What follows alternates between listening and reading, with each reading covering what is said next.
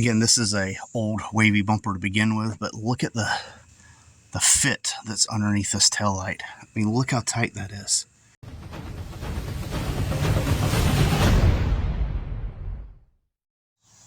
Welcome back to Horseplay Motoring. So if you've been following my channel, first of all, you know, we just got hit by a hurricane. We got very minimal damage. We got a lot of wind. The neighbors have a tree down that, but nobody lives in that, so it wasn't like a big deal. But I've been talking about a product for the back of the Mustang, and if you own a Foxbody or been in the Foxbody game, you know one of the most common sights, and that's you either get this big bubble in the middle or you get the bumper sag in the middle. So one of two things happens. This will be high and the bumper in the middle will sag, or these ends will sag, which causes the middle to raise up. Now what I have here today, this is from CAN Industries. Now CAN has some of the most innovative sanding blocks I've ever seen. They have these that they screw in and it actually creates a curb. They have some of the best sanding blocks I've ever seen. But what they also offer is this product here. Now this specifically molded foam will go under your bumper cover right here. It's got replacement hardware. It does have instructions, although it is not picture related. Hopefully we can get some good instructions going on here as far as what to do in this video. So basically what you're going to do first is remove this bumper cover. It does help to have the taillights removed. It is not necessary, but you got to start with removing the plastics around, because these bolts for these bumpers are actually, you have to go in and they're down here. As mentioned, you're going to go through, take out these Phillips screws and remove these panels here. Alright, so you're going to want to get down in here. There's a bolt right there, and there's a bolt there. So these two bolts, there and there, they're small ones, that holds on your back bumper. On a GT, I believe there's even a lower one, but you need to get to that one and that one on both sides. The other one's up in here. This one's harder to get to because it's got liners and stuff in the way, but you can get to it. Just pull everything out. This one has the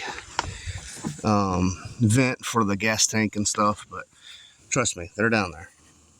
I can see one just on the other side of that hose right there. That one down there is pretty much going to be one of your banes of existence, because it is a pain in the ass to get to. Alright, so this is the mounting strip here. You take it off. It's got these little tabs on it. You can break away with a screwdriver, and then these will clip over, and of course these screws will hold it on from the inside, just like the factory bolts did. Alright guys, I got this cleaned up. I got it painted. I got the rust. I took a wire wheel, took the rust off of it. So next, the insert is this foam piece right here. This is urethane foam, not to be confused with the little sanding block they send you. My dumb self thought this was urethane something that went somewhere. But it sits like this. So now the bumper cover goes on this, and now all this is going to be supported, and you don't have to worry about low spots and high spots. I'll put all these little tabs on here, and now all these screws is just going to come through here into them tabs. I don't know how well you can see that. There's one there, one there. Now we can work on getting this daggum back bumper back on, and then I can worry about this taillight. The lens has been loose, and I barely touched it, and it fell apart. CAN does recommend taking out the taillights. I'm stubborn. I didn't take them out because they're old cracked taillights anyway. So look how much nice and tight it fits up underneath there. Now it is still here in the middle kind of bubbled up, but what will happen is, because this is all supported now, this will start to level out, and I can put weight on this and get it to start forming that way, put some heat gun to it, but I can get that out and I don't have to worry about it happening again because it's supported. But it's so nice and tight. up underneath all this. I cannot wait. I have to glue that back on. I think that's all I'm going to do. I'm not going to get too fancy. And then these inserts, these screws, go on the inside in here and hold this the rest of the way up against this. Alright, so that's for that. It's not glued on, it's just set in there, but this already had a crack right here and a crack right here. I don't think this one's too bad. It didn't fall apart at least. But yeah, definitely need new tail lights, but look how tight that fits. So much better. Super excited about that. And then like I said, this I can form out of it, and you can look, there's a lot of support just right here. So that's all it's going to take is that little bit to get that out, and this bumper sag is gone. So I imagine that people that have the really low spot in the middle, or over here my friend's was really low just on the passenger side, this will fix that. Great piece. Once I got past getting them bottom bolts out of the bumper there, very easy, very simple. So to re-go over it, you take this piece out. All of these are held in place. They're pushed through the bumper with these really thin little tabs. You just pry it off, really easy. This you can save, give to somebody, clean it up, sell it. I don't know what you would do with it. I'm just going to hang on to it just in case. But all of them little tabs go there for the screws, and like I showed y'all, the screws are already there. Really nice piece. So with all this together, with all of them tabs in the bumper, I tucked the urethane piece up in there. There's a groove, it'll sit right there, it fits perfectly, and then I slid it up there. Don't try, because there is a lip where that overhangs, don't try to get it up over that and then on there. So you have to kind of put it together as one unit there. So once I got that up there and bolted this back up, I am loving it. Super loving it. The last thing I have to do is I pulled this tube out. This is a vent for the gas filler neck. You don't want this vented inside your car. There's a hole right there underneath that grommet. That's where that grommet goes, and it just comes out the bottom to vent the fuel tank gases. Real quick, I hope y'all can see that. That's already settling out. It's almost gone in the middle. I mean, it was in some video, in some pictures I have it, it's almost touching the bottom of the E. It is so high. That is amazing. It's just settling right down.